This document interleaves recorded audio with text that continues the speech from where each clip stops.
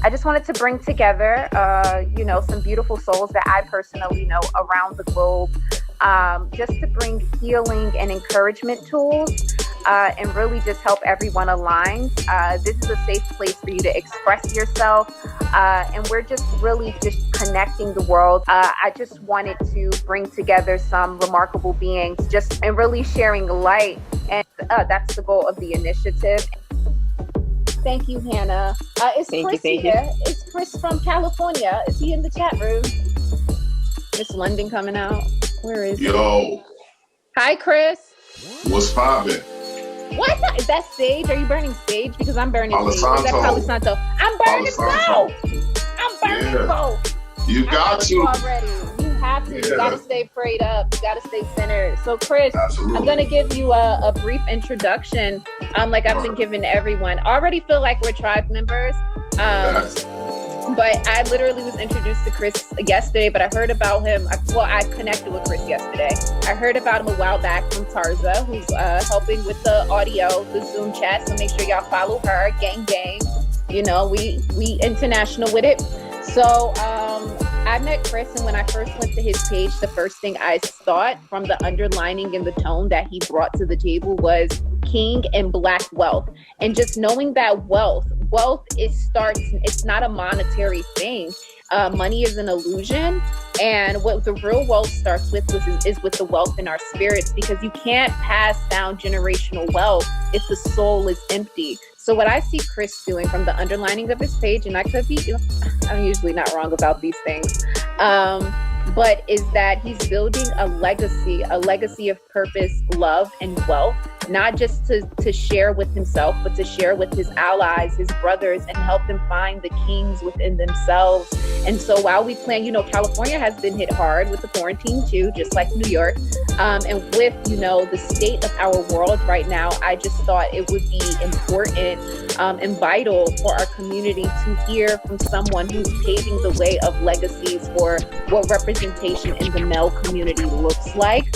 So Chris, thank you so much for joining us today. Man, it's a blessing and an honor. I appreciate you. You may not remember, but we met at the Yes Honey Collective. That was my building. We did. Yeah. Oh wait, we did meet. Yeah. Okay, I knew you looked familiar. I didn't want to be that weird person. It's good. So we are tribe. So you know what? That's even better, because I was just vibing off of your energy. Look, guys, look at that. Gang. No accidents. Yeah, gang. So tell the people goodness. I love this. I love this. But see, you can't deny your tribe, guys. It just goes to show you. So, Chris, can you tell the people a little bit about yourself and what you do? First of all, shout out to my sister Tirza. Thank you. Appreciate you. Love you for the plug. Man, I'm a kid from the hood. I'm from the Golden State, the capital of California, right. The City of Kings, aka Sacramento, by the way of 99 South. Now, 99 South is a corridor. Shout out to my brother Kuna Poet. But 99 South basically is a line in a freeway that takes you through all of the hoods of Sacramento, right. on the south side. And I've had the privilege of living in some places and surviving some things, whether they be traumatic situations in my bloodline, right. Surviving the hood mentality, surviving the 80s and the 90s. I'm 35, right? So going through the crack era, going through generational trauma, generational baggage, I've learned a lot. But anyway, me being from Sacramento, as a youngster, I decided that I didn't want to be what I was around and what I saw. And that was at like the age of 10. Like, I literally made a conscious decision to be like, hey, this shit ain't cool. I don't really want to move past it. I don't know what it is that I don't like, but there gotta be something else. And I was always called to be something else. And like some of the other queens have spoke about earlier, there was a place in time where I was always trying to help people, elevate people, push people to the next level. And I didn't know that was a thing. And I kept working in education. I kept wanting to work with young people and work with young people and work with young people. I tried to do other things, but God kept pulling me back. Like, no, you can't do this. Oh, you trying to move to Texas and go to school and go to college? No, stay here. I got something for you to do. And so my journey is and like, how do I lead people who have been in the same situations that I've been? And how do I set up a tangible legacy for those that want to get out of what they're in so that they can follow suit? I love it. I love that. And that's so important because, you know, a lot of people know this on me, but I'm from the hood too. So I think this is an important conversation because it's also important for people that grew up like us to understand that there's representation out there, that it's still a choice. You don't have to stay in the circumference of a box. That there's a big world out there. And, you know, I talk about it often. I grew up eating at soup kitchens and sometimes sleeping in cars with my mom. You know, growing up in the hood is not easy. So to have that representation of spirituality and faith within our urban communities of diverse people, Black, Brown, Latinas, whatever you may be, you know, that's a very real thing. And that's a very real narrative that needs to be portrayed in our communities. That's why I love Nipsey. You know, I love the spiritual underlining of really rest in peace to a king. And I love that narrative underlining of people within that grew up in the not so, you know, positive communities, showing that there is still light no matter what walk of life you come from. So with that being said, I want to ask you, what is spirituality to you? What is faith to you? And is it something that you keep together, or do you separate it? I mean, they definitely cross-pollinate, right? They're connected. But I would say spirituality is nature, right? Mm-hmm. I would say spirituality is something that's you're connected to. Right. And I truly believe that it can be severed. I truly believe that you can be separated from it. And the way that you find it is by walking in faith, right? By walking blindly, by trusting. And for me, all I've ever had was faith in the fact that there's something different. That was my faith. My whole life is based off of faith. I literally shouldn't even be talking to y'all right now. Like, it's not even a lie. The statistics in the 90s, where I'm from, basically said any Black kid from that's gonna be 15 by 97, 98, probably ain't gonna make it to C21. Like, those were the statistics of my neighborhood. And all I ever had was like, man, it gotta be something different. It gotta be something different. Like, that's the only thing that can bring it. Like, I gotta pursue something different. I don't know what that is, but it's not what I'm seeing, right? It's not environmentally what I'm seeing. It's not in my bloodline and what I'm seeing. There gotta be something different. So for me, faith is trusting in the whispers, right? Because God is constantly, the ancestors are constantly tugging on you. They're constantly pulling on you. They're constantly trying to talk to you and give you some game. The problem is, if you got other things interfering with the whispers and it's taking up time and space, you won't be able to hear the whispers that are being allowed to come into your circumference.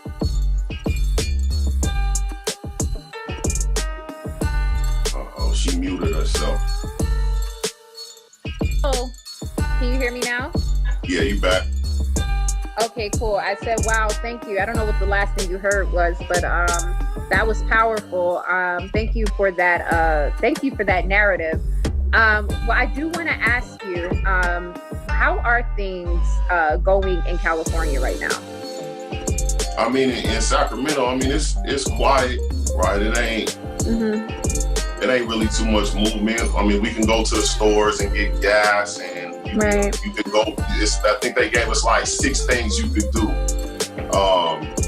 but you just can't be in a party over, I think, 10 people or something like that. So it's still open, but you know, being the capital of California, we got a lot of state government jobs right now. So in the area of Sacramento, because we're the capital of one of the wealthiest places in the world. But I'm sure, you know, jobs being shut down and people not being able to work on the Fed side, state side, city side, like, it's probably chaos in people's homes. Just to backtrack real quick, by trade, I'm a teacher, right? I'm in education. I own and operate a nonprofit called For Your Epiphany. And so I work with school age kids. I train professors and teachers, college students, and administrators in youth development. Shout out to my sister Jandy Bernard Williams, Mrs. Williams now, who's my business partner. And you know, they basically have told us, like, school's done for everybody. Right. It's no for the year. No more, so I'm thinking, like, what are my babies doing? Right? Because I'm dealing with kids who sell dope, right? Who are homeless, who don't have no focus, no hope, right? No nothing. And now they gotta go back to the home that's traumatic for them on a regular basis. So it's calm in the wider perspective, but like when you start narrowing shit down, like just imagine a kid who was like me, like, man, I was trying to get away from home. School was safe for me, right? Like now I can't go to school, and then I gotta be with people that don't really know me because I be at school 10 hours out of the day. Now I gotta be at home with my mom and my dad or my loved ones for that long, and we ain't never really connected. They don't know nothing about me. I don't know nothing about them. There's a lot going on the underlying, right? So, but it's good in the streets, but I'm saying at home and on certain blocks, I'm pretty sure it's not. It's probably hot. It's heavy. It's probably from what I'm noticing, it's actually something that's being domestic violence and things of that nature is being brought up a lot right now. I've been seeing different percentages in different countries, but it's definitely increasing. So what I want to ask you, since we're all in quarantine and we know the narratives, you know, we know what spirituality, we know what the meat of that looks like to you, we know what, your passions are. I wanted to ask you, what are 3 positive things, especially like for men of color, men in general, what are 3 positive things that you could, positive things that you're taking from quarantine that you think other people may be able to implement into their lives to help them during this time? Man, it's a blessing. I'm a visionary, right? So God gives me vision and sight of things, I say months and years out. So like maybe about 15, 16 months ago, God was like, hey, what you gonna do when this district money dry up? And I'm like, huh? What you mean? He was like, what you gonna do when this district money dry up?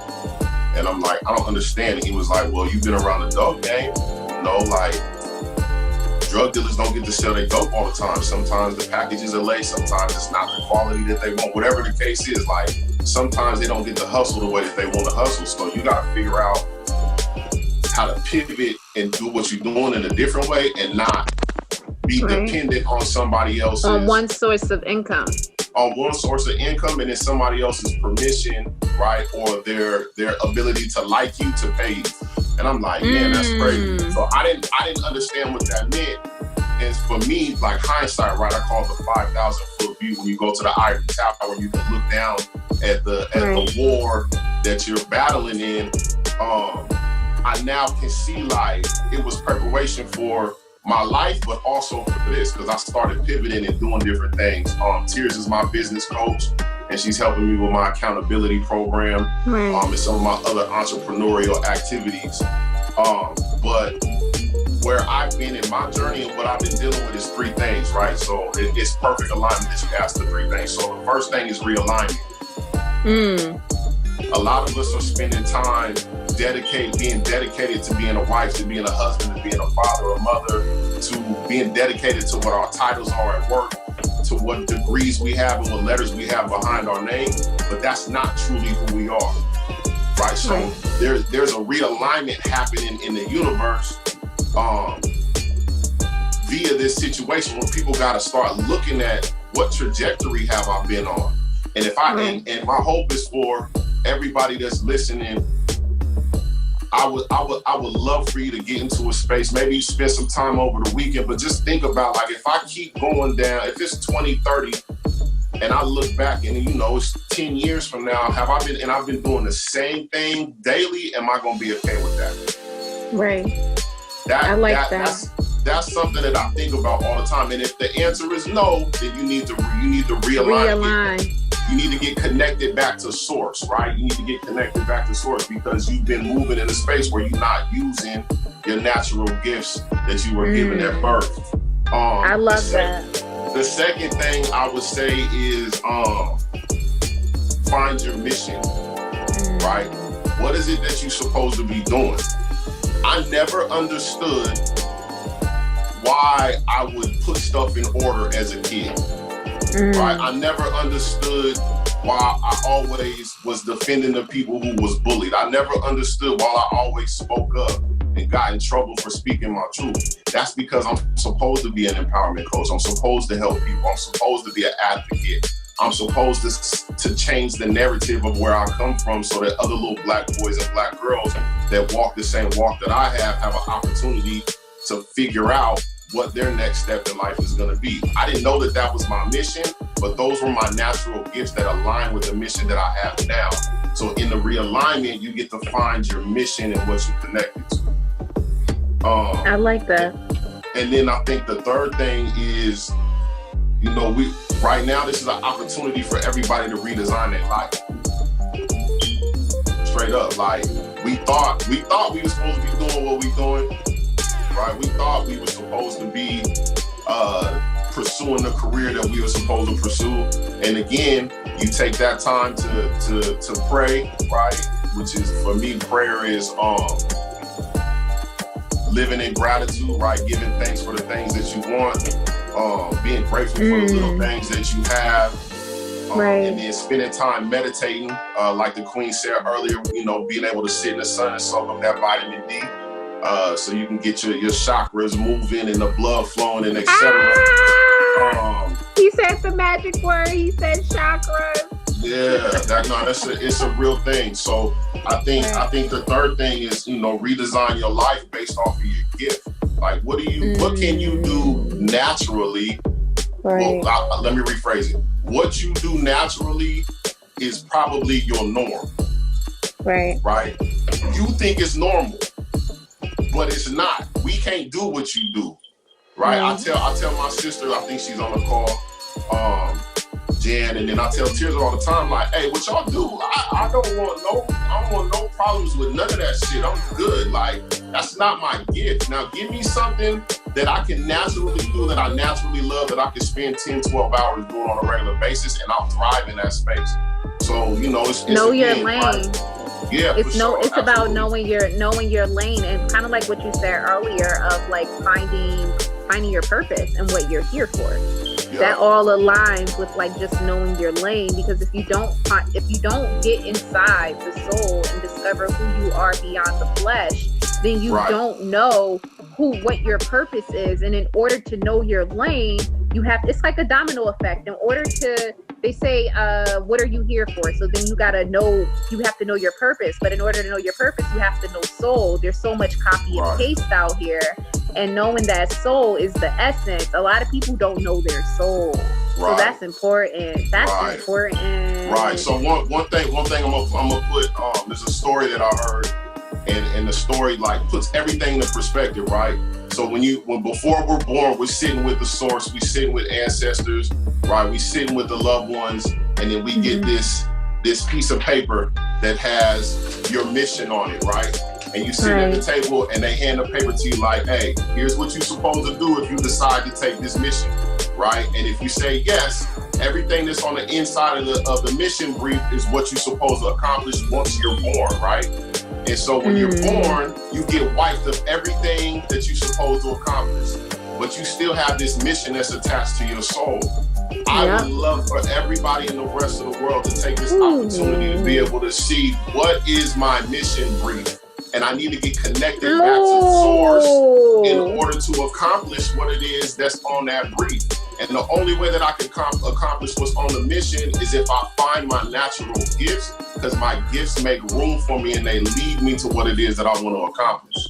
You better come on with the word. Man, you blessings. better come on with the word. You better, yeah, you deserve a yes. Yeah, blessings for sure. Yes, amazing. I love that advice, guys. You got to get connected with the mission brief. Gotta get connected with the mission brief for sure. You gotta get connected. That's in the Bible somewhere. I'm convinced. Chris, if people wanted to keep up with you, with your movement, thank you for your, first and foremost, thank you for your time, your energy, your knowledge, your source of light that you give to this world consistently. If people wanted to keep up with you and your moves, where can they find you on social outlets? Man, so heavy on Instagram at Chris&Play, ChrisandPlay. And then we also got the King Me podcast, TheKingme podcast. It's on YouTube, SoundCloud, and Apple iTunes. I took a hiatus for a minute, took some stuff off because I had to get realigned. I went to the motherland this last summer and I came back with a different perspective and a different light on me. So we just now getting back into podcasting and just wanted to give light and love to everybody. Again, shout out to my co-host, Una Poet, my brother. Love you to death. And everybody in my tribe around me. I love our tribe too, Tears. I saw you post that. My handle is in the chat. So yeah, reach out to me. If you got any questions or, you want to converse about something, or if there's any way I can help and be a service, or you got questions about your kids, or, how you can get help being realigned, and find your own mission brief or whatnot, tap in with me. I love it. Thank you so much for your time, your energy. Absolutely. Thank Bless you. up. Thank you so much.